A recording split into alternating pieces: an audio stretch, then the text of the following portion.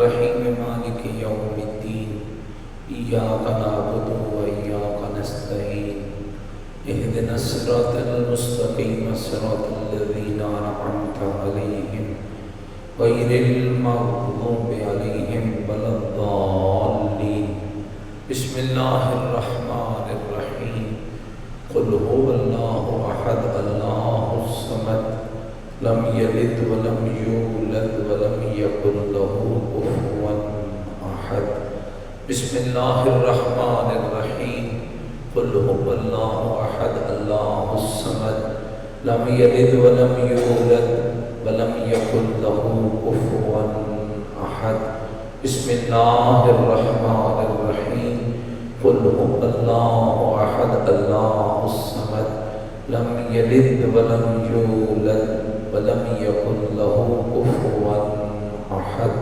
اللهم اغفر للمؤمنين والمؤمنات والمسلمين والمسلمات الأحياء منهم والأموات تابع اللهم بيننا وبينهم بالخيرات إنك مجيب الدعوات إنك على كل شيء قدير برحمتك يا أرحم الراحمين تمام مرحومین کے لیے، شہدائے ملت جعفریہ کے لیے، حاضرین کے تمام مرحومین کے لیے، ان مومنین و مومنات کے لیے جن کے لیے کوئی دعا مانگنے والا نہیں، مل کر خاندان سیدہ پہ بلند تر صلوات۔ ہمارے دیگر بھی اپنی دعاؤں کی قبولیت کے لیے، وطن عزیز پاکستان کی سربلندی کے لیے، رہبر معظم کی درازی عمر کے لیے، قائد ملت جعفریہ کی صحت و سلامتی کے لیے، ملک العلماء کی صحت و سلامتی کے لیے، علماء مراجع جو دنیا سے چلے گئے ان کی بلندی درجات کے لیے بلند تر صلوات۔ جتنے مریض ہیں ان کی شفا یابی، جتنی جھولیاں میں اولاد ہیں ان کی اولاد نرینہ، ملت تشیع کی حفاظت، ہر بدعت کے خاتمے کے لیے، یہود و ہنود کی بربادی کے لیے، مقامات مقدسہ کی حفاظت کے لیے، یوسف زہرا امام زمن حجت خدا صلوات اللہ علیہ کے ظہور پرنور کی تعجیل، امام کی صحت و سلامتی، ہماری گناہگار نگاہیں زیارت فرزند زہرا کے قابل ہو جائیں، اس دعا کی قبولیت کے لیے مل کر خاندان سیدہ پہ بلند تر صلوات۔ ماشاءاللہ لا حول ولا قوة الا باللہ العلی العظیم۔ اعوذ باللہ من الشیطان الرجیم بسم اللہ الرحمن الرحیم الحمدللہ رب العالمین والعاقبۃ للمتقین والنار للمنافقین الصلاۃ والسلام علی سیدنا ونبینا وشفیع ذنوبنا وطبیب قلوبنا ومولانا ابی القاسم محمد وآلہ الطیبین الطاہرین المعصومین المظلومین المنتجبین الذین اذهب اللہ عنہم الرجس وطہرہم تطہیرا ورحمت اللہ علی احبابہم واصحابہم وشیعتہم وموالیہم اجمعین ولعنت اللہ علی اعدائہم المنین اما بعد فقط قال الحکیم فی القرآن المجید وقولہ الحق وهو أصدق القائلين بسم الله الرحمن الرحيم والکاظمین الغیظ والعافین عن الناس واللہ یحب المحسنین۔ قال الرسول صلی اللہ علیہ وآلہ وسلم یا علی انت وشیتک هم الفائزون۔ بلند تر صلوات پڑھے محمد۔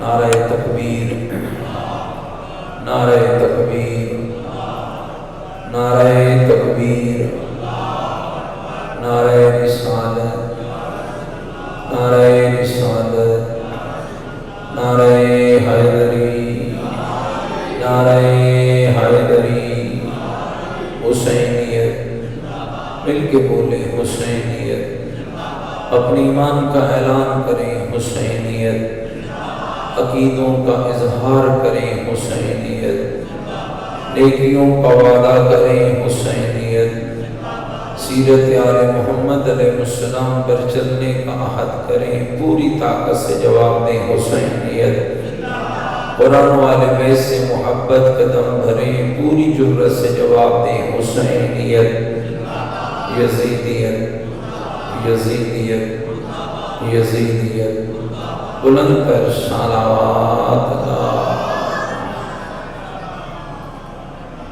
میرے ساتھ قابل احترام بزرگوں، عزیز و دوستو، حمد ہے اس اللہ کے لیے کہ جس اللہ نے ہم پر سب سے پہلا لطف یہ فرمایا کہ اس اللہ نے ہمیں انسان بنایا۔ دوسرا لطف یہ فرمایا کہ اس اللہ نے ہمیں 14 کا غلام بنایا۔ اور میرے بھائیو دوستو، یہ عطائے پروردگار ہے کہ اللہ نے ہمیں دنیا کی گندگی سے بچا کر 14 کی محبت کا نور عطا فرمایا۔ اللہ رب العزت نے بنی نوع انسان پر یہ خاص لطف کیا۔ اگر آپ تاریخ انسانیت کا مطالعہ کریں تو یہ رب کا کمال ہے کہ اس نے ہدایت دینے والوں کو پہلے بھیجا، ہدایت لینے والوں کو بعد میں خلق۔ دو انداز میں اللہ نے اس انسان کی ہدایت کی اور دو راستے بنائے۔ ایک کا نام نبوت و رسالت رکھا، دوسرے کا نام امامت و ولایت رکھا۔ اور یہ مذہب شیعہ خیر البریہ اثنا عشریہ کا درہ امتیاز ہے کہ یہ وہ مذہب ہے کہ جس کے اندر جہاں یہ عقیدہ ہے کہ نبی اللہ بناتا ہے، وہاں پر یہ بھی عقیدہ ہے کہ امام بھی اللہ خود بنا۔ ربک یخلق ما یشاء و یختار ما کان لہم الخیرہ۔ قرآن فرماتا ہے تیرا رب ہے، جسے چاہتا ہے اسے پیدا کرتا ہے اور جسے چاہتا ہے اسے منصب عطا کرتا ہے۔ انسان کے اختیار میں نہ کسی کو پیدا کرنا ہے نہ کسی کو منصب عطا کرنا ہے۔ میرا رب ہے، جسے چاہتا ہے آدم صفی اللہ بناتا ہے، جسے چاہتا ہے نوح نجی اللہ بناتا ہے، جسے چاہتا ہے ابراہیم خلیل خدا بناتا ہے، جسے چاہتا ہے موسیٰ کلیم خدا بناتا ہے، جسے چاہتا ہے عیسیٰ روح اللہ بناتا ہے، اور جسے چاہتا ہے اسے محمد رسول اللہ بناتا ہے، اور جسے چاہتا ہے اسے علی ولی اللہ بناتا ہے۔ اللہ رب العزت صحت و سلامتی عطا فرمائے۔ حضرت علامہ سید محمد تقی نقوی متظلہ العالی کو اپنے ایک مجلس میں بیان کر رہے تھے کہ میرے اللہ تیرا کیوں کرنا شکر ادا کروں، کہ کیا تیرا یہ کمال کم ہے کہ تو نے بھری کائنات میں ایک ہی علی پیدا فرمایا ہے۔ لہذا میرے دوستو بزرگوں، یہ بات قابل توجہ تو نہیں بیٹھے میری باتوں سے، یہ بات قابل توجہ ہے کہ نبی بھی اللہ بناتا ہے، اور امام بھی اللہ بناتا ہے۔ تو اللہ نے 1,24,000 انبیاء کو بنایا، انہی میں سے 313 کو رسول بنایا، انہی میں سے 5 کو اولی العزم بنایا، انہی پر 4 الہی کتابوں کو نازل فرمایا، اور ہم مسلمانوں پر ایک خاص لطف فرمایا کہ ہمیں وہ نبی عطا فرمایا جس جیسا کائنات میں کوئی دوسرا موجود نہیں۔ اور یہ بات روز روشن کی طرح واضح ہے کہ جب اللہ رب العزت نے کچھ بنانے کا ارادہ کیا، جہاں اس روایت کو صاحب بہار نے لکھا ہے، وہاں اہل سنت کے جید علماء نے بھی لکھا ہے کہ کچھ بھی نہ تھا، سب سے پہلے میرے رب نے ایک نور بنایا، پھر اس نور کو چند حجابوں میں تیار کیا، کالا پرورش کی۔ اس نور کا کمال یہ رہا کہ وہ جس بھی حجاب مقدس کے اندر رہا، اللہ کی توحید کا ذکر کرتا رہا۔ پھر جب میرے رب نے اس نور مقدس کو حجابوں سے نکالا تو 4000 سال اپنے عرش پہ رکھا، پھر اپنے عرش سے اٹھایا تو نبیوں کے صلب میں رکھا، آدم سے ابراہیم تک، ابراہیم سے اسماعیل تک، چلتے چلتے یہ نور مقدس جب سردار بدھا سید مکہ حضرت عبد المطلب کے صلب مبارک میں آیا، جب وہاں سے نکالا تو 2 حصوں میں بانٹ دیا، ایک ٹکڑے سے کو عبداللہ کے صلب میں رکھا، ایک کو حضرت ابو طالب کے صلب میں رکھا، اور رب نے کمال دکھایا، نور کا وہ ٹکڑا جسے ذوالذبیحین حضرت عبداللہ کے صلب میں رکھا، وہاں سے مصطفیٰ بنایا، جسے ابو طالب کے صلب میں رکھا، وہاں سے مرتضیٰ بنایا۔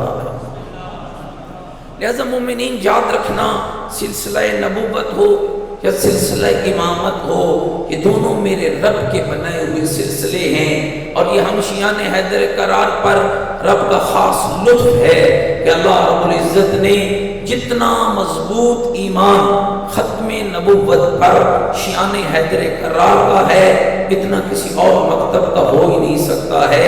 اور یہ جملے میرے نہیں، یہ قائد ملت جعفریہ حضرت علامہ السید ساجد علی نقوی کے جملے ہیں۔ فرماتے ہیں تاریخ انسانیت گواہ ہے کہ آج تک جس نے زہرا کے بابا کے بعد نبوت کا جھوٹا دعویٰ کیا ہے، ایک تعلق بھی علی والوں سے نہیں ہے۔ اس کا سبب کیا ہے؟ اس کا سبب یہ ہے کہ غدیر خم کا میدان جہاں ہمیں علی کی ولایت بتاتا ہے، وہاں مصطفیٰ کے ختمی نبوت ہونے کا اعلان بھی فرماتا ہے۔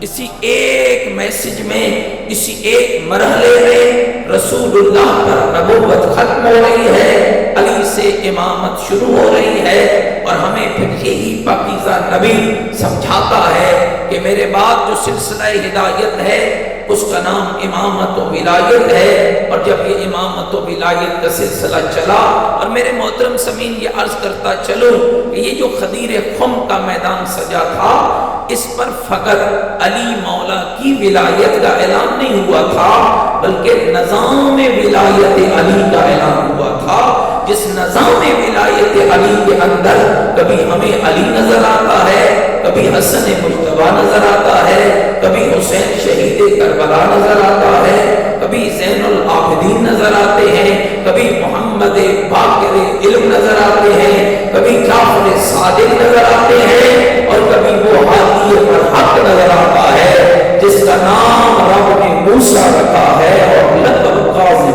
رکھا۔ گھبرائے تو نہیں بیٹھے میری باتوں سے؟ مل کے ذرا اپنے مولا کی ذات پہ بلند تر صلوات۔ تو میرے محترم سامعین یاد رکھیے گا، اللہ نے ہمیں یہ ہادیان برحق عطا کیے، علی ولی سے یہ سلسلہ امامت چلا امام مہدی دوران تک، اور یہ بھی میرے رب کا لطف ہے۔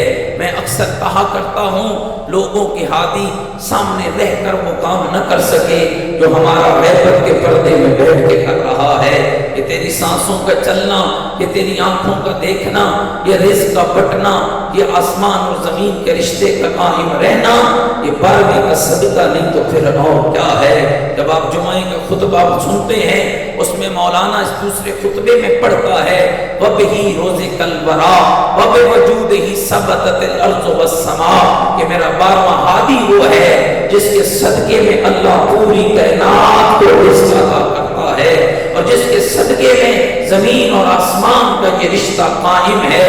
میرے بھائیوں اب بتاؤ تو صحیح نا، ایک ہستی غیبت میں رہ کر اپنی نظر کرم ہم پہ رکھے ہوئے ہے اور اسی کے صدقے میں اللہ نظام کائنات کو چلا رہا ہے، یہ لطف الہی نہیں تو اور کیا؟ یہ لطف پروردگار نہیں تو اور کیا ہے؟ البتہ چونکہ مجھے بہت سے علماء پڑھ گئے ہیں، مجھے بھی اسی ٹاپک پہ تھوڑی سی گفتگو کرنی ہے کہ اللہ نے ان 12 اماموں میں سے، ان 14 معصوموں میں سے ایک ہمیں ایسا ہادی عطا کیا جس کا نام میرے رب نے موسیٰ رکھا، جس کا لقب ہے قاسم۔ قاسم کا معنی کیا ہے؟ غصے کو پی جانے والے۔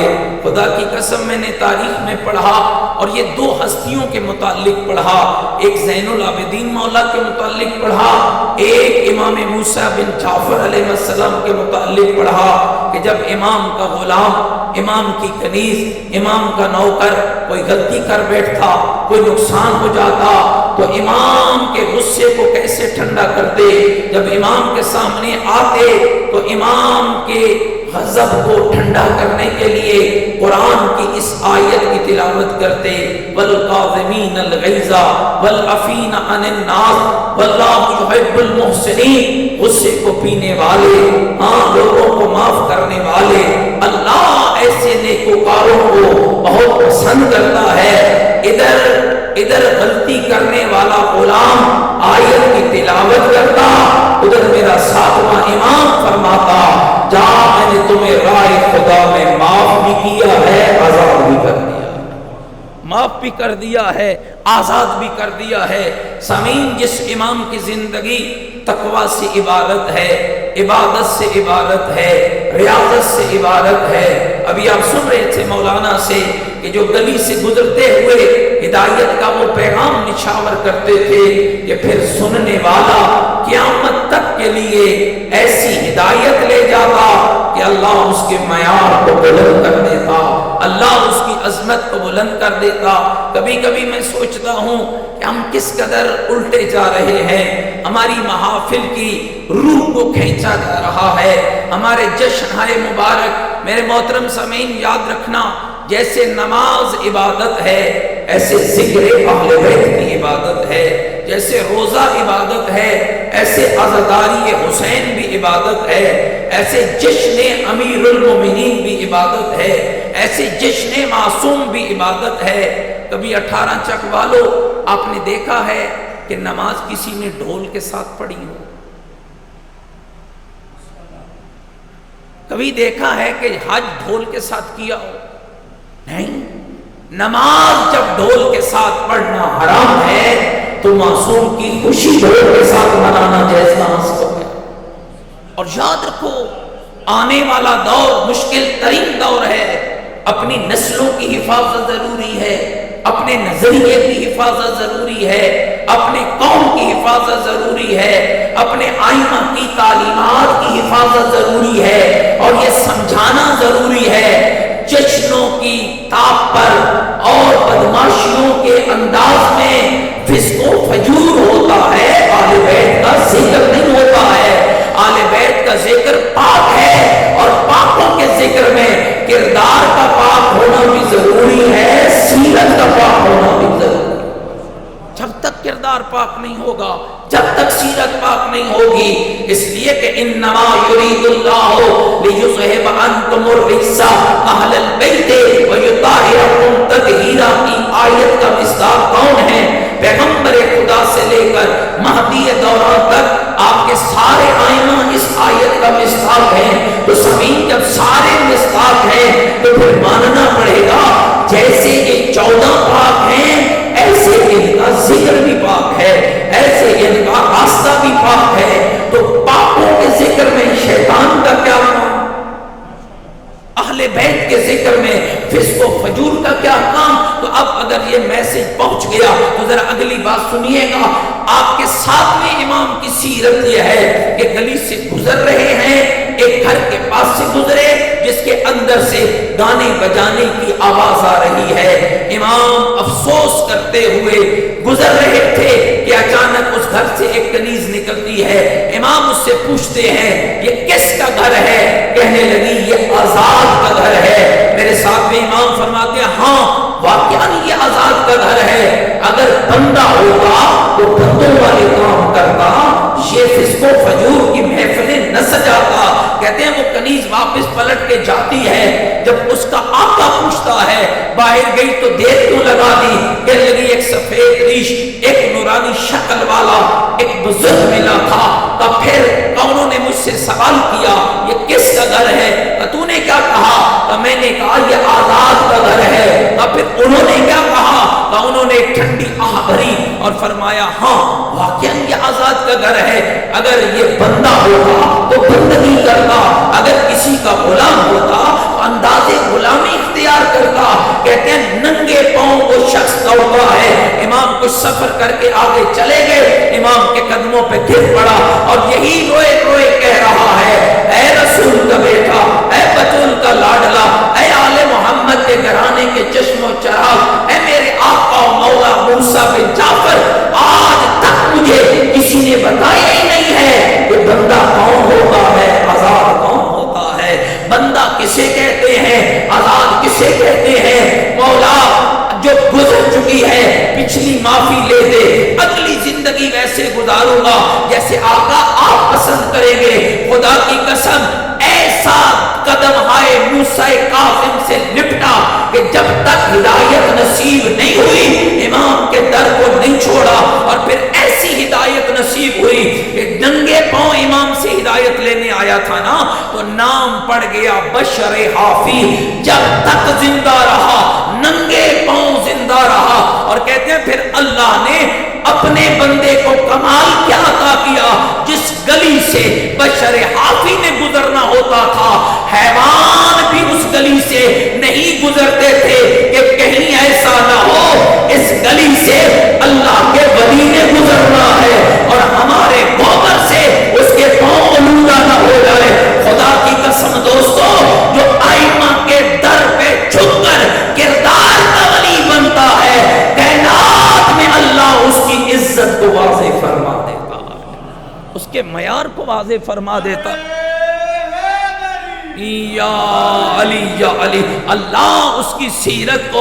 اور دوسرا جو امام کی زندگی کا خوبصورت ترین مرحلہ ہے جس کی جانب میں متوجہ کرنا چاہتا ہوں، اگر آپ سارے بیدار بیٹھے ہیں تو میں امام کے اس مرحلہ زندگی، تو امام کی کمال ہی کمال ہے نا، اس پہ کون بحث کر سکتا ہے یا اسے کون سنا سکتا ہے؟ میں فقط چند معروضات عرض کرنے کی سعادت حاصل کرتا ہوں۔ سامعین گرامی قدر، جہاں آپ کے امام نے لوگوں کو تقوی، عبادت، ریاضت سکھائی ہے، وہاں سب سے بڑا درس انسان کے حقوق ادا کرنے کا دیا ہے۔ انسانی حق پر جو کمال کام کیا ہے وہ امام موسیٰ کاظم نے کیا ہے، اور تاریخ کہتی ہے کہ ان انسانوں میں سے بھی سب سے زیادہ جس کے حق پر امام نے زور دیا ہے وہ مومن کا حق ہے۔ آج آپ دیکھ رہے ہیں ہمارے معاشرے کے اندر ہر شے موجود ہے لیکن مومن کا حق موجود نہیں ہے۔ 2014 میں اللہ رب العزت نے ہمیں زیارات مقدسہ کی سعادت نصیب فرمائی تھی، اور اس زیارات میں کے سفر پہ ہم تینوں بھائی ساتھ تھے، پروفیسر صاحب تھے، میں تھا، حامد علی صاحب تھے۔ جب آیت اللہ العظمی فرزند زہرا حضرت آیت اللہ سستانی دام ظلہ العالی سے ہماری ملاقات ہوئی تھی تو قبلہ سے ہم نے عرض کیا تھا قبلہ ہم پاکستان کے اندر واعظ ہیں، ہم خطیب ہیں، ہم مجالس پڑھتے ہیں، ہمیں نصیحت کیجئے، ہمیں واعظ کیجئے۔ خدا کی قسم دوستو، ہاں گواہ ہے میرا رب اور یہ میرے دوستان بھی گواہ ہیں، کوئی آیت اللہ العظمی سید علی سستانی نے ہمیں نہیں فرمایا تھا فلاں کتاب سے مجلس پڑھنا، فلاں کتاب سے پڑھنا، فلاں حدیث پڑھنا، فلاں روایت پڑھنا۔ ایک جملہ سید نے فرمایا تھا، کہا تھا جب بھی تمہیں پاکستان میں حسین ابن علی کا ممبر ملے اس ممبر پر بیٹھ کر مومن کو سمجھانا کہ مومن کی گردن پر مومن کا حق کیا ہوتا ہے۔ مومن کی گردن پر مومن کا کیا حق ہوتا ہے؟ پیغمبر خدا سے جب پوچھا گیا یا رسول اللہ ما عزت المومن فی قلبک، آپ کے دل میں ایک مومن کی عزت کا معیار کیا ہے؟ اللہ کے نبی کا جواب کیا آیا؟ میرے دوستو کبھی کبھی بہت ساری نیکیاں ہمارے گھروں کے قریب ہوتی ہیں، ہمارے بالکل قریب میں ہوتی ہے، لیکن ہم ادھر متوجہ نہیں ہوتے، ہم بڑی نڑی نیکیوں کو، بڑے بڑے نیکیوں کے خزانوں کو گنوا دیتے ہیں۔ پیغمبر سے پوچھا گیا ما عزت المومن فی قلبک یا رسول اللہ، اللہ کا رسول آپ کے دل میں مومن کی عزت کیا ہے؟ عزت مومن کا معیار کیا ہے؟ فرمایا تھا جتنی عزت اللہ کے گھر بیت اللہ کی ہے اسے 3 گنا زیادہ کر دو تو ایک مومن کی عزت محمد کے دل کے اندر موجود۔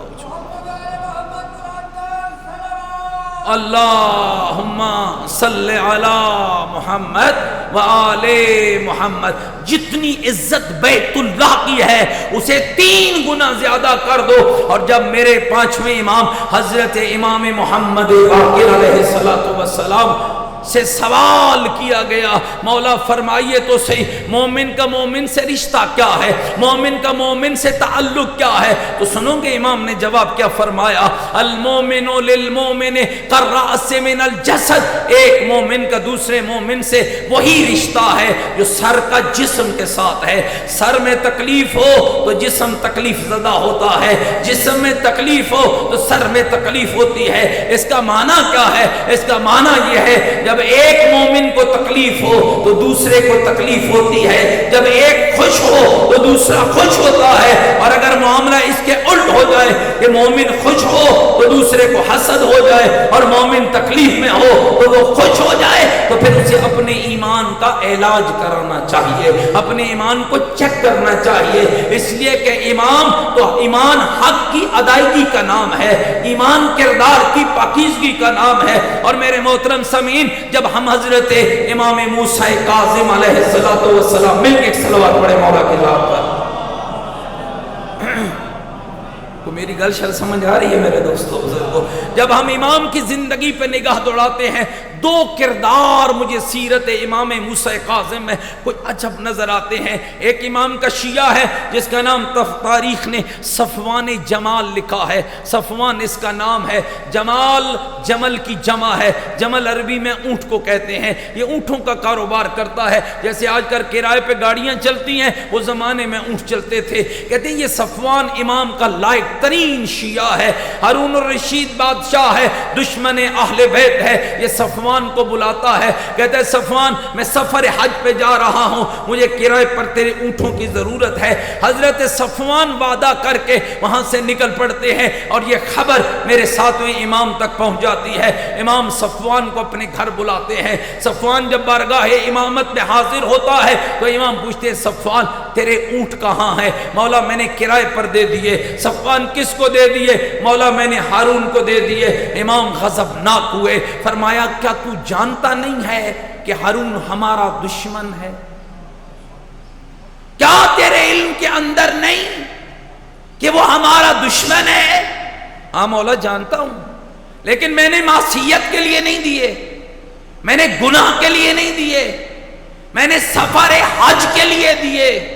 فرمایا صفوان کیا دعا مانگتا ہے کہ جب وہ تیرے اونٹ لے جائے اور واپس لانے تک وہ زندہ رہے؟ ہاں مولا مانگتا ہوں، وہ زندہ رہے گا تو میرے اونٹ آئیں گے، اونٹ آئیں گے تو کرایہ ملے گا، اجرت ملے گی۔ امام نے فرمایا صفوان جو شخص ہمارے دشمن کے جینے کی دعا کرے وہ ہمارا شیعہ نہیں رہتا، جا تو ہماری شیعت سے خارج ہو گیا، اٹھا۔ کوئی بحث نہیں کی امام سے، چپ کر کے بازار جا کے اونٹ فروخت کر دیے۔ ابھی معاہدہ ہوا تھا نا، سارے اونٹ فروخت کر دیے، بیچ دیے۔ ہارون نے بلایا صفوان اونٹ کہاں ہیں؟ کہا بیچ دیے۔ کہا کیوں بیچے؟ کہا میرا مال تھا، میری مرضی ہے، میں نے بیچ دیے۔ کہا مجھے پتا ہے تو نے خود نہیں بیچے، تمہیں موسیٰ کاظم نے کہا اس لیے تو نے بیچے۔ سنو گے صفوان کا جواب، یہ ہے معیار تشیع، کہنے کہنے لگا بادشاہ یہ تو اونٹ تھے نا، اگر میرا ساتواں امام مجھے جان بیچنے کا کہتا میں بیچنے میں دیر نہ کرتا، میں بیچنے میں دے۔ ایک شیعہ ہے صفوان جسے اونٹ تک نہیں دینے دیے، اور دوسرا شیعہ کمال شخصیت ہے علی بن یقطین۔ علی بن یقطین معمولی شخص نہیں ہے، اپنے زمانے کا نظام معاشیات کا ماہر ہے، ماہر اقتصادیات ہے، اور اتنا اہل علم ہے کہ ہارون نے سے بلایا علی بن یقطین، میری ریاست کا، وہاں ملک نہیں تھا، پوری اسلامی سٹیٹ، اسلامی ریاست، سعودیہ سے خراسان تک اور برے صغیر سے لے کر نہ جانے عراق اور کہاں کہاں تک، اس پوری ریاست کا وزیر اعظم بن جاؤ۔ کون کہہ رہا ہے؟ ہارون۔ کس کو کہہ رہا ہے؟ علی بن یقطین کو۔ میرے دوستو یہاں مجھے امام صادق کا ایک جملہ یاد آ گیا، فرمایا ہمارے شیعہ جب زندگی مشکل ہو جائے تو ہم سے پوچھنا جینے کا طریقہ، مولا کیسے؟ کہ اتنا علم حاصل کرنا کہ زمانہ تمہارا محتاج بن جائے، اتنا علم میں بڑھنا کہ زمانہ تمہارا محتاج بن جائے۔ اور اس کی ایک عملی مثال علی بن یقطین ہے، اتنا اہل علم اور ماہر نظام معاشیات ہے کہ ہارون کہہ رہا ہے میرے ملک کا وزیر اعظم بن، میری ریاست کا وزیر اعظم بن۔ کہنے لگا کل جواب دوں گا۔ وہاں سے اٹھا امام کی خدمت میں آ گیا، السلام علیکہ یا ابن رسول اللہ، اے رسول کے بیٹے میرا سلام ہو۔ امام نے جواب میں فرمایا علیک السلام یا اخی، اے میرے بھائی تجھ پر بھی میرا سلام ہو۔ کیا انداز ہے، کیا محبت ہے۔ مولا میں آج ہارون نے مجھے بلایا تھا، فرمایا کیوں؟ مولا ہارون کہتا ہے کہ میری ریاست کا وزیر اعظم بن جاؤ۔ فرمایا پھر تم نے کیا کہا؟ مولا میں کون ہوتا ہوں کچھ کہنے والا، میں وہی کہوں گا جو آپ کا حکم ہوگا، میں آپ کے حکم سے عدولی نہیں کر سکتا۔ فرمایا بن جا۔ عجب نہیں لگا آپ کو کہ ایک کو اونٹ نہیں دینے دے رہے اور دوسرے کو اس کی ریاست کا وزیر اعظم بنوا رہے ہیں؟ کہا بن جا، لیکن ایک خیال رکھنا تیری کرسی میرے شیعہ کا نقصان نہ کرے، تیرا اقتدار میرے محب کا نقصان نہ کرے، تیری کرسی ظالم کا ساتھ نہ دے، مظلوم کی مددگار ہو۔ سامعین گرامی قدر، اگر میں اپنے موضوع کو روک کر اس ماحول میں سمجھانا چاہوں تو آج بھی ایک علی بن یقطین بیٹھا ہے، آج بھی علی بن یقطین ہے سید خامنائی کی صورت میں، جس نے دنیا پہ واضح کیا ہم نسل پرست نہیں ہیں، ہم فرقہ پرست نہیں ہیں، ہم انسانیت سے محبت کرتے ہیں، اور انسان سے محبت کا درس جو 1400 سال پہلے آل محمد نے دیا تھا، آج اسی کو علی خامنائی نے دنیا میں پھیلا کر باور کرایا ہے۔ ہم کل بھی حق پر تھے، ہم آج بھی حق پر موجود ہیں۔ اور یاد رکھنا سامعین گرامی قدر، اس وقت تشیع کی تصویر، یہ جو غلطیاں بدعات ہیں اگر ان کو نکالو تو تشیع کی پاکیزہ ترین تصویر، بڑے بڑے دین کے ٹھیکیدار ختم ہو گئے، بڑے بڑے دین کے دعوے کرنے والے مٹ گئے، لیکن آل محمد کا یہ بیٹا، آل رسول کے گھرانے کا یہ فرد اور یہ مرجع عالی قادر، جس نے دنیا کو سمجھایا کہ یہود و ہنود تمہارے دوست نہیں ہو سکتے، اور جتنی کلمہ پڑھنے والوں سے محبت ہم شیعہ کرتے ہیں، کائنات میں کوئی اور محبت نہیں کر سکتا۔ اور سامعین یہ بات اب آہستہ آہستہ دنیا پر کھل رہی ہے۔ ایک وہ علی بن یقطین جس کو امام نے فرمایا بن جا۔ ظالم کی حکومت میں بیٹھنا آسان نہیں، بہت مشکل ہوتا ہے، اپنے عقیدے کو بچانا ہے، اپنے عمل کو بچانا ہے، اپنے کردار کو بچانا ہے۔ آج میری نسلوں پر سوال ہوتا ہے صاحب فلاں کے ساتھ امام کیوں بیٹھے، فلاں کے ساتھ کیوں بیٹھے، فلاں آل بیت کا شیعہ فلاں کی حکومت میں کیوں بیٹھا؟ فقط مظلوم کی مدد کے لیے، فقط محبین اہل بیت کی مدد کے لیے. اور سمعین گرامی قدر ایسی مشکلات حضرت علی بن یقطین کی زندگی میں آئیں جن کو امام مسلسل اس کی مدد فرماتے رہے، جن میں دو مشکلیں سب سے بڑی تھی. جب حاسدین نے جا کر ہارون کو کہا کہ یہ علی بن یقطین تو موسیٰ کاظم کا شیعہ ہے، یہ تو رافضی ہے، کہا کیسے پتا؟ کہا ہم تمہیں بتاتے ہیں. ایک قیمتی لباس تھا جو علی بن یقطین کو ہارون نے تحفے کے طور پر دیا، اور علی بن یقطین وہ لباس لے کر امام کی خدمت میں پہنچ گئے. مولا یہ لباس آپ کے لیے لایا ہوں. حاسدین نے لباس لاتے ہوئے دیکھا، اور جب امام کی خدمت میں علی بن یقطین آئے تو امام نے فرمایا علی بن یقطین ابھی اسے واپس لے جا، اپنے صندوق میں رکھ دے، میں امامت کی نگاہ سے دیکھ رہا ہوں، اس کی ابھی تجھے مجھ سے زیادہ ضرورت ہے. کہتے ہیں جب علی بن یقطین لباس واپس لے گئے، صبح دربار سجا، حاسدین کی شکایت بڑھی تو بادشاہ نے علی بن یقطین کو بلایا اور کہا علی بن یقطین جا وہ لباس تو لے آ جو میں نے تمہیں قیمتی لباس تحفے میں دیا تھا. کہنے لگے ابھی لاتا ہوں. کہتے ہیں ادھر علی بن یقطین اس لباس کو لایا، موسیٰ کاظم کا شیعہ سرخرو ہوتا گیا اور حاسدین کو بادشاہ کے دربار میں جوتے لگتے چلے گئے. دوسرا بڑا موقع، اور جس پہ میں ایک جملہ کہنا چاہتا ہوں. آج دوستو کیوں ہم جذبات میں آ کر اپنے مکتب کی توہین پہ تل جاتے ہیں؟ کیا سبب ہے؟ صاحب یہ کام میں کروں گا، امام نے روکا پھر بھی کروں گا، مولا نے منع کیا پھر بھی کروں گا. جاگدے بیٹھے ہوئے سم گئے، یہ بات میں کروں گا، اگر امام نے روکا پھر بھی کروں گا. امام روکے اور میں کروں، یہ بغاوت ہے یا شیعت ہے؟ اور شیعت مجھے اطاعت سکھاتی ہے، بغاوت نہیں سکھاتی. علی والا ہونا مجھے مطیع بناتا ہے، علی والا ہونا مجھے تابع بناتا ہے، اہل بیت کا شیعہ ہونا مجھے اتباع سکھاتا ہے. اور اس کا درد دیکھیے. پھر حاسدین نے موقع جان کر علی بن یقطین کی ایک شکایت اور لگائی، اور وہ شکایت کیا تھی؟ کہا بادشاہ یہ علی بن یقطین وضو ویسے کرتا ہے جیسے جعفر صادق کرتے تھے. علی بن یقطین امام کی بارگاہ میں پہنچے، امام نے فرمایا علی بن یقطین کل ظہر کی نماز کا وضو ویسے کرنا جیسے میرے بابے کا مخالف کرتا ہے. ہم ہوتے تو اکڑ جاتے نا. ویسے کرنا جیسے میرے بابے کا مخالف کرتا ہے. علی بن یقطین نے کوئی چور چرا نہیں کیا. کہتے ہیں چلے گئے، حاسدین بادشاہ کو لے کر علی بن یقطین کا وضو دکھانے آئے تو وضو ویسے کر رہا تھا جیسے وہ کرتا ہے. کہتے ہیں حاسدین کو جوتے لگ رہے تھے اور امام کا پیغام آ گیا علی بن یقطین خطرہ ٹل گیا ہے، اب وضو ویسے کر جیسے میرا بابا جعفر صادق کیا کر. یہ زندگی کا حسن ہے. اور ایک لمحہ دوستوں میں جس کی جانب متوجہ کرنا چاہتا ہوں، پوری زندگی علی بن یقطین کی غربا کی مدد، فقراء کی مدد، مساکین کی مدد، محبین اہل بیت کی مدد.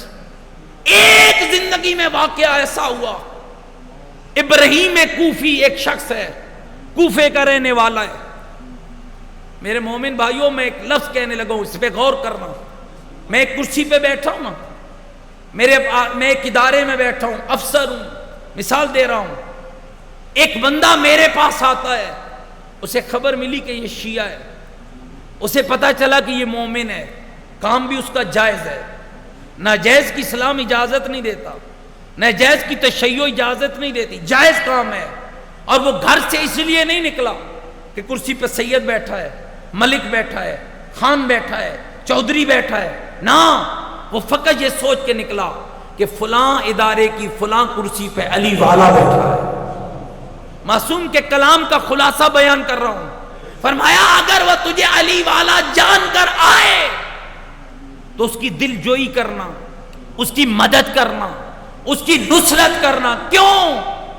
تاکہ اس کے ذہن میں وہ حسن ظن باقی رہے جو تمہیں وہ علی والا جان کے آیا ہے، اس کے دل میں یہ معیار باقی رہے.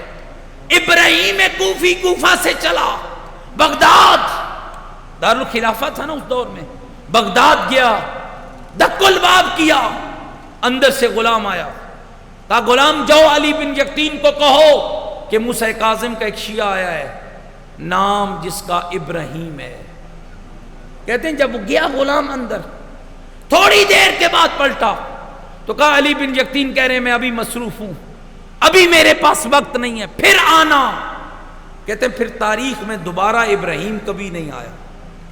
خوددار بھی ہوتا ہے نا مومن، پھر کبھی نہیں آیا، وقت گزر گیا، سال گزرا، 6 مہینے گزرے، 2 سال گزرے، کوئی پتہ نہیں۔ سفر حج کے لیے علی بن یقطین چلے، حج ادا کر لیا، ارادہ کیا کہ یہاں سے مدینے جاتا ہوں۔ اس وقت امام مدینے میں تھے، امام سے ملاقات کروں گا۔ توجہ میرے دوستو، کہتے ہیں جب مدینے پہنچا نا، دق الباب کیا، غلام امام باہر آیا، کہا امام کی خدمت میں عرض کرو کہ مولا آپ کا ایک شیعہ ہے جس کا نام علی بن یقطین ہے۔ علی بن یقطین آیا، اندر سے آواز آئی جاؤ اسے کہہ دو اگر تیرے پاس میرے ابراہیم کے لیے وقت نہیں تو میرے پاس تیرے لیے بھی کوئی وقت نہیں، جاؤ چلے جاؤ۔ امام کی چوکھٹ کو پکڑ لیا، رونے لگا، گڑ گڑانے لگا، مولا غلطی ہو گئی۔ سننا جملہ، بہت سے بندے کہتے ہیں مولا سے ملیں گے تو معافی ہو جائے گی۔ امام موسیٰ کاظم کی بارگاہ میں وہ جو ہزاروں شیعوں کی تو محبت کرنے والا، ہزاروں شیعوں کی مشکلوں کو حل کرنے والا، ایک غلطی کر بیٹھا، کہا مولا غلطی ہوگی معاف کرے۔ امام کی آواز آئی اس وقت تک معاف نہیں کروں گا جب تک میرا ابراہیم تجھے معاف نہیں کرے گا۔ مولا کیا کروں، ابراہیم کوفے میں ہے، میں مدینے میں ہوں، مولا کیا کروں؟ فرمایا پہلے معافی کا ارادہ باندھ، پہلے توبہ کا ارادہ کر، پہلے گناہ پر معافی کا ارادہ کر۔ مولا کر لیا۔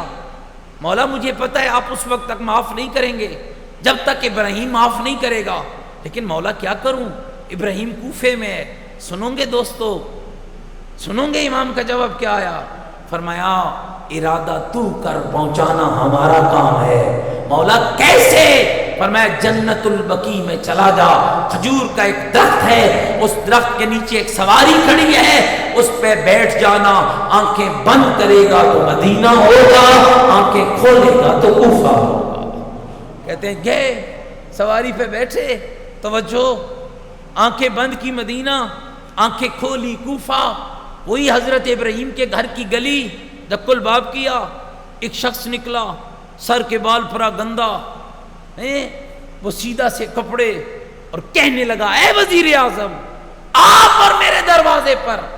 فرمایا بھائی میں وزیر اعظم بن کر نہیں، ایک سوالی بن کر آیا ہوں۔ 18 چک والوں، پیغام امامت سمجھنا، غلطی ہو جائے تو معافی مانگنا بھی شیعت ہے، اور کوئی معافی مانگنے آ جائے تو معاف کرنا بھی شیعت ہے۔ کہتے ہیں جب علی بن یقطین نے کہا نا بھائی میں سوالی بن کے آیا ہوں، ابراہیم کہتے ہیں کیسا سوال؟ کہا میں نے تجھے خالی لوٹایا ہے، امام مجھ سے ناراض ہو گئے ہیں، اور امام کہتے ہیں میں اس وقت تک معاف نہیں کروں گا جب تک ابراہیم تجھے معاف نہیں کرے گا۔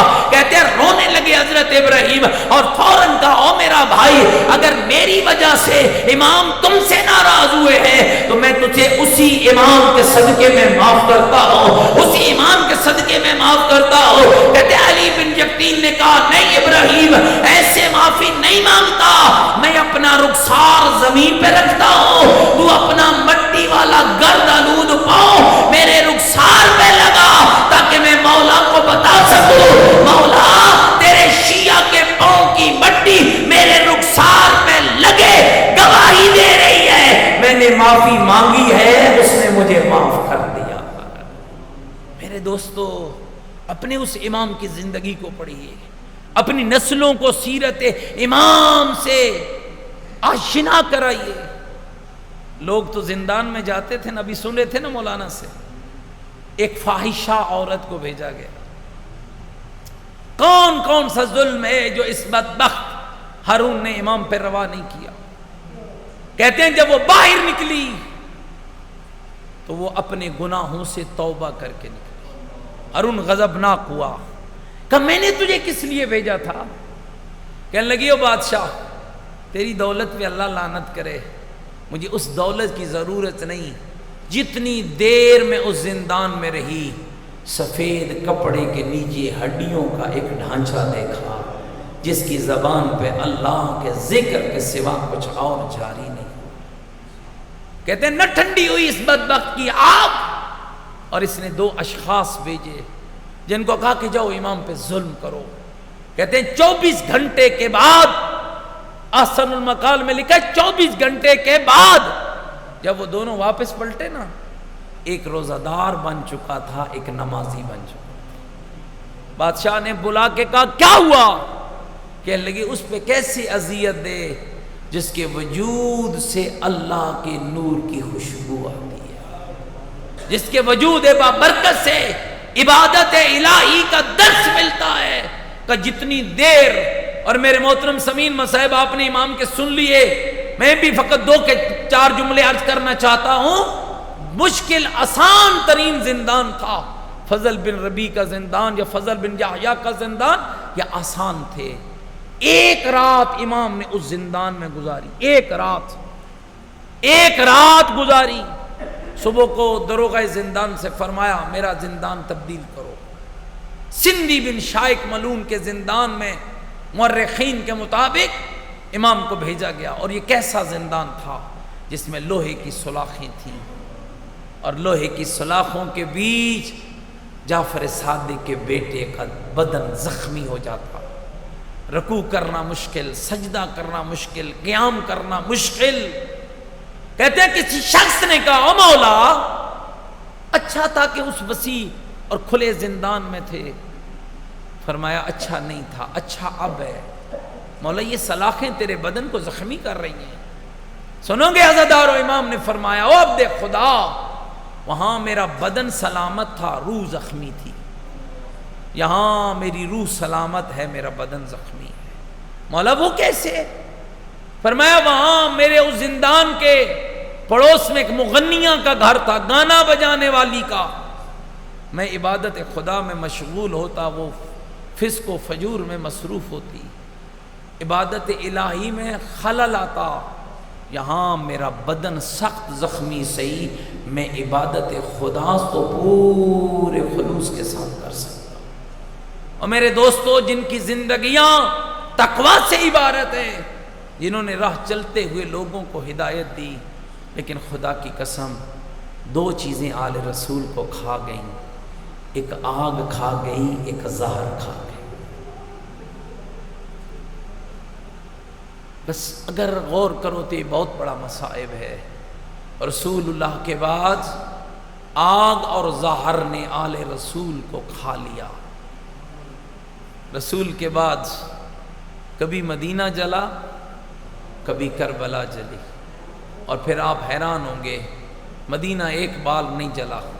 اور جس امام کی شہادت سن رہے ہو نا، اس امام کو بچپنے میں کیا اذیتیں ملی تھیں. کبھی تاریخ کے اوراق پلٹنا. کہتے ہیں آدھی رات کو منصور دوان کی یہ ملعون نے امام صادق کے گھر کو آگ لگائی.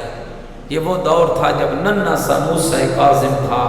کہتے ہیں جلتے ہوئے شعلوں کے بیچ امام صادق نے اپنے بچوں کو اٹھایا. راوی کہتا ہے آگ بجھ گئی، دوست عزیز رشتہ دار آ گئے. کہتا ہے کہ جب آگ بجھی نا تو میں نے امام صادق کو دیکھا ایک کونے میں بیٹھ کے رو رہے تھے. کہتے ہیں میں مولا کو تسلی دینے کے خاطر آگے بڑھا.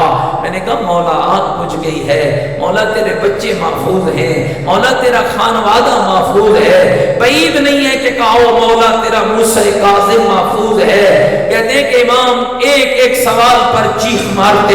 وہ سائل کہتا ہے میں نے آخر میں کہا مولا میں تسلی دیتا ہوں، تیری چیخیں کیوں بلند ہوتی ہیں؟ پر رو کر میرے امام نے کہا عبد خدا میں اس آگ کو یاد کر کے نہیں رو رہا. مولا پھر کون سی آگ یاد آ گئی؟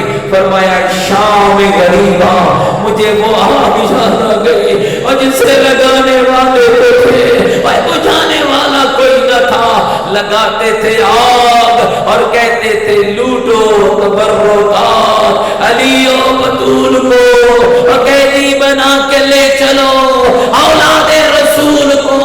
اور عزادارو دوسری چیز زہر کھا گئی ہے آل رسول کو. تیرے 11 امام شہید ہوئے نا مومنہ، 11 میں 9 کو زہر دیا گیا، 9 کو زہر دیا گیا۔ علامہ مجلسی علیہ رحمہ نے بحار میں لکھا ہے جو زہر حسن مجتبیٰ سے شروع ہوا کہ اگر اس کے چند قطرے کسی تالاب میں ڈالے جاتے اور کوئی پینے والا زندہ نہ رہتا، نہیں پتا عزادارو، روایتیں کہتی اگر اس کے چند قطرے کسی جانور کے پاؤں سے لگ جاتے، جانور وہیں تڑپ کے مر جاتا۔ مجھے نہیں پتا اس زہر کے کتنے قطرے میرے مجتبیٰ کو پلائے گئے، کتنے قطرے زین العابدین کو پلائے گئے، اور کتنے محمد باقر کو، اور کتنے جعفر صادق کو، اور کتنے بغداد کے اس قیدی کو جس کی وطن پہ 37 اولادیں ہیں اور زندان میں نہ کوئی بیٹا پاس ہے اور نہ کوئی بیٹی پاس ہے۔ عزادارو، ابھی میں عرض کر رہا تھا 9 اماموں کو زہر ملا، اور جانتے ہو جب کسی غریب کو زہر مل جائے، زہر کا سب سے پہلا اثر بیمار کے جگر پہ ہوتا ہے اور اسے بار بار پیاس لگتی ہے۔ میں نے متعدد روایات میں پڑھا جب امام حسن کو پیاس لگتی، کبھی عباس، کبھی زینب، کبھی ام کلثوم، اور جب زین العابدین کو پیاس لگتی، اور کبھی باقر، اور جب جعفر صادق کو زہر ملا، اور موسیٰ کاظم بڑھتا، امام کی بیٹیاں بڑھتی، لیکن یہ ان سارے آئمہ میں میرا واحد غریب امام ہے، اور جسے زہر ملا نہ بستر ملا، نہ پانی ملا، نہ حوصلہ ملا، اور کوئی اور موجود نہ تھا، اور 3 دن تیرا امام اور زندان میں تڑپتا رہا، اور جسم کا رنگ تبدیل ہوا، اور زہر کی شدت اپنی جگہ پر، اور گرمی کی حدت اپنی جگہ پر، پھر وہ مشکل ترین لمحہ آیا۔ آپ سنتے ہیں نا مجالس میں امام حسن کا جنازہ بھائی اٹھا کر گئے، امت نے تیر مارے، کفن کا رنگ تبدیل ہو گیا۔ میں یہاں کہا کرتا ہوں امام حسن مجتبیٰ مولا جنازہ اٹھایا تو تیرے بھائیوں نے ہے، دیکھ تیرا موسیٰ کاظم آئے کتنا غریب ہے، اور جس کا جنازہ 4 مزدوروں نے اٹھایا، ایک مزدور آگے آگے چلا اور کہہ رہا تھا لوگوں رافضیوں کا امام مارا گیا، رافضیوں کا امام مارا گیا، اور کہتے ہیں جب پلے بغداد پہ اور تیرے مولا کے جنازے کو رکھا گیا، امام کے شیعوں کو خبر ہوئی، امام کے شیعہ دوڑ کے آئے، علی رضا مولا آئے، اور توق اتر گیا، اور بیڑیاں اتر گئی، اور ذرا سارے مل کر سامرہ کے اس امام کو اور سارے پرسہ دے کر کہتے ہیں اے میرا مولا موسیٰ کاظم، اے میرا امام مسموم، مولا زہر تجھے ملا، تیرا جنازہ مزدوروں نے اٹھایا، لیکن مولا جب مشکلیں ٹلی تو تیرے شیعہ آگے بڑھے اور تجھے غسل دیا اور تجھے کفن پہنایا اور تیرا جنازہ پڑھایا۔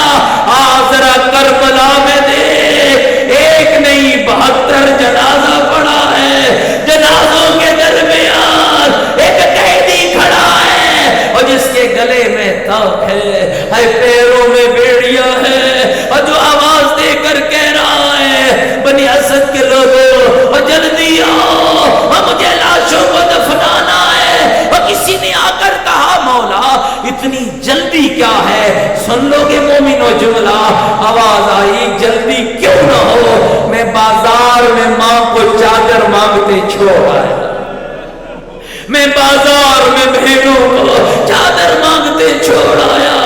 کہتے ہیں امام موسیٰ کاظم کا جنازہ جب شیعوں کے ہاتھوں میں آیا، ایک جم غفیر تھا اور جو بغداد سے سامرہ تک چلا، لیکن ہائے حسین غریب، ہائے علی اکبر غریب، ہائے قاسم غریب، ایک قیدی کھڑا ہے۔ بنی اسد کے لوگوں نے پوچھا عزادارو کہ اے مولا اب حکم کیا ہے؟ فرمایا تم قبر بناؤ، مجھے لاشوں کو دفن کرنا ہے۔ ہاتھ جوڑ کر کہنے لگے مولا قبر تو بن جائے گی لیکن کیسے پتا چلے گا یہ کس کا لاشا ہے؟ مولا لاشوں کی پہچان سر سے ہوتی ہے، میرے شہیدوں کا سر ہی نہیں ہے۔ امام کی آواز آئی تم قبر بناؤ، میں زین العابدین بتاؤں گا قبر بنی۔ امام بتانے لگے یہ میرے اکبر کا لاشا، یہ میرے قاسم کا لاشا، یہ میرے آن کا لاشا، یہ میرے محمد کا لاشا۔ عزادارو اگلا جملہ سنو گے، مولا امام موسیٰ کاظم کو فرصت دے کے کہتا مولا آپ کو ظاہر ملا، توب آپ نے پہنے، سجید آپ نے پہنے، لیکن مولا تیرے جوڑ تو سلامت رہے، مولا تیرا بدن تو سلامت رہا۔ ذرا کربلا میں تھے جب سارے لاشیں دفن ہو گئے، امام سجاد کی آواز آئی بنی اسد والو کوئی کپڑے کا ٹکڑا ہے تو لے آؤ۔ مولا کیا کرو گے؟ یہ بکھری ہوئی لاش دیکھ رہے ہو، مولا یہ کس کی لاش ہے؟ آواز آئی میرے غریب بابا کی لاش ہے، میرے مظلوم بابا کی لاش ہے۔ عزادارو امام نے بابا کی لاش کے جوڑوں کو اکٹھا کیا، قبر کی لاد میں اتارا، بابے کی قبر کا تعویذ بند کیا، تو ایک جملہ امام نے بابا کی قبر پہ لکھا، اور وہ جملہ کیا تھا عزادارو؟ آذا قبر حسین المظلوم الغریب۔ اور لوگوں یہ اس حسین کی قبر ہے جو مظلوم بھی بڑا تھا، غریب بھی بڑا تھا۔ سنا دو ایک جملہ، ایک عالم بزرگوار پڑھ رہے تھے حسین کتنا غریب تھا۔ جب ذوالجناح خیام میں آیا نا عزادارو، زین ڈھلی ہوئی تھی، لگامیں کٹی ہوئی تھی، ہر بی بی نے پوچھا بتاؤ میرے مولا کو کہاں اتارا، بتاؤ میرے آقا کو کہاں اتارا۔ کسی بی بی نے کہا بتاؤ میرے ویر کو کہاں اتارا، اور میرے بھائی کو کہاں اتارا۔